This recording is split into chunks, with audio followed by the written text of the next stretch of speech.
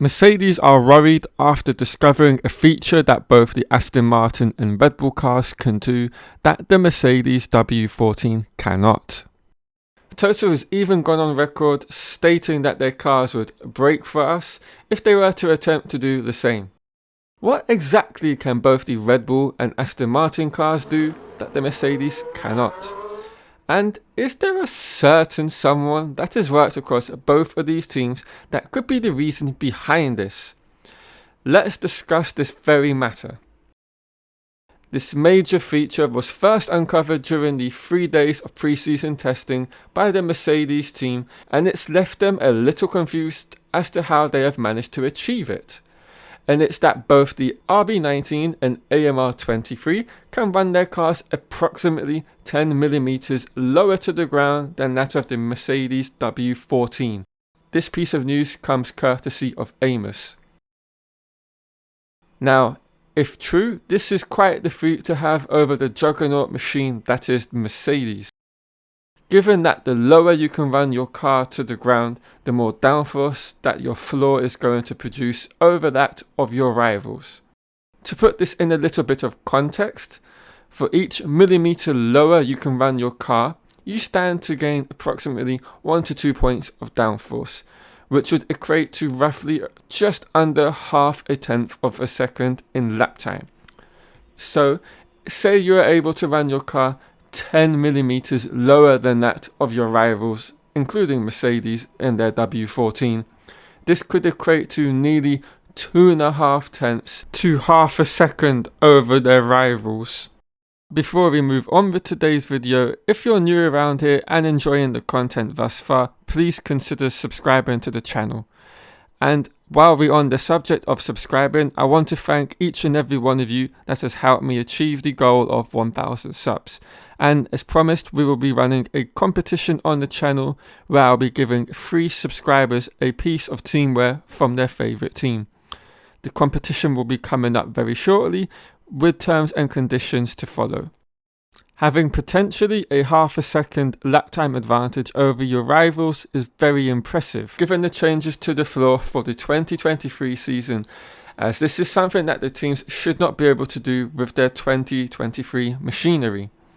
And on top of that, this is a complete change in philosophy for the Red Bull team, as alluded to by Mike Elliott, Mercedes' technical director.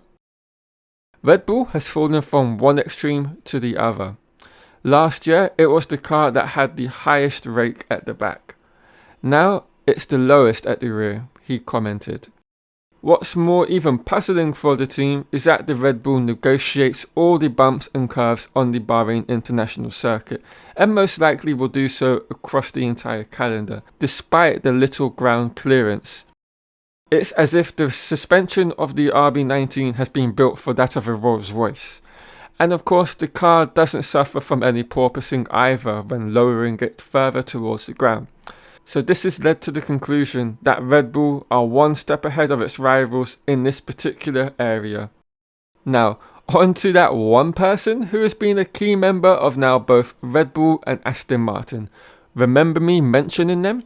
Well, they are none other than Dan Fallows, Aston Martin's chief engineer, a key component of the successful RB18 and now seemingly the AMR23. Mercedes believe that he might be the secret behind both teams being able to run their respective cars so low to the ground. And you can't blame the team for coming to such a conclusion. Let's take Aston Martin for example. The team get their entire rear end from that of Mercedes, so this naturally rules out any part of the rear end, including the rear suspension, being behind the lower ride height. And ironically, you can add Red Bull's rear end to this as well, because of course they manufacture their own rear end, and they of course have a different power unit in the back of their car, which is a Honda one. So this leaves just the side pods, front suspension, venturi tunnels and floor being the reason behind the lower ride height. All areas that Fallows would have had an input on in the design phase of the AMR23. And he quite easily could have taken ideas used at Red Bull and brought them over to Aston Martin. something which isn't against the rules, because you're naturally going to remember how certain things are achieved, and this could be one of those very concepts. What you cannot do is bring over kind of schematics and kind of data on how to do that and bring them from one team to your new team, which is something he's definitely not done. So how exactly does this give both teams an advantage over Mercedes? Let's dive into that very subject. I would say, depending on how low both the Aston Martin and Red Bull team manage to actually lower their car to the ground in comparison to that of their rivals, the advantage they have could be quite significant or quite small in that particular area. So it's going to be really track dependent, I would suggest. I think obviously quite naturally with each track you go to, there's going to be varying degrees to which you can actually lower your ride height of your car, and this is what's going to be playing kind of a swings and roundabout effect throughout the course of the 2023 season, because at some tracks I think naturally they're going to be able to run the cars lower towards the ground, whereas at other tracks, more bumpier tracks, they're going to have to obviously naturally raise the ride height, as will every team. But the fact that these two teams in particular can run a ride height much lower than that of its rivals will give them a lasting advantage throughout the season, unless their rivals can likewise find ways and solutions to do very much the same thing. So the onus is on Mercedes and all the other teams to come up with those solutions.